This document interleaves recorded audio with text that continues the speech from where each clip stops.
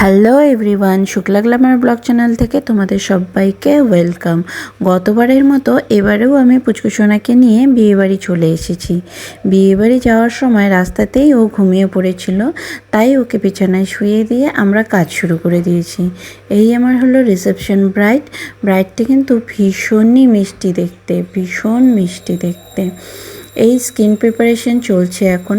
এরপরেই কিন্তু ওর base makeup করতে করতে ওর সাথে আলাপ হচ্ছিল, আর ও আমার কাছে একটাই ডিমান্ড রেখেছিল, যেহেতু ওর লেহেঙ্গাটা ভীষণ হেভি ওয়ার্কের ছিল আর একটু পিঙ্কিশের মধ্যেই ছিল, ও আমাকে বলেছিল যে শ্যাডো ও আই শ্যাডো যেটা হবে সেটা যেন পিঙ্কিশের মধ্যেই থাকে, খুব সফট একটি গ্লিটারের মধ্যেই যেন থাকে।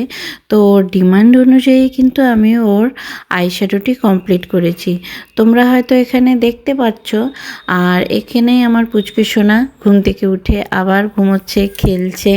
আর আমার মতো কে কে আছো যে বাচ্চা ক্যারি করো আর এইভাবে কাজ করো?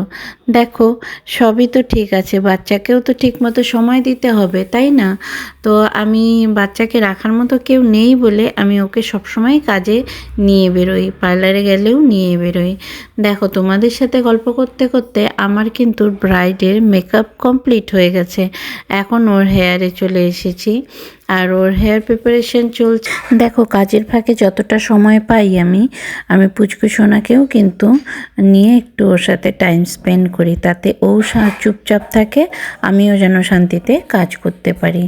এখানে মোটামুটি ব্রাইডের ফুল মেকআপ কমপ্লিট হয়ে গেছে, তোমরা দেখতে পাচ্ছ। ওর হেয়ারটি আমি ওপেন হেয়ারের মধ্যে রেখেছি। আর ওর ফুল কমপ্লিট লুক তোমাদের কেমন লাগলো তোমরা কিন্তু অবশ্যই আমাকে কমেন্ট বক্সে জানাবে। আর যদি ভালো লাগে অবশ্যই একটি সাবস্ক্রাইব করে দেবে। Thank you.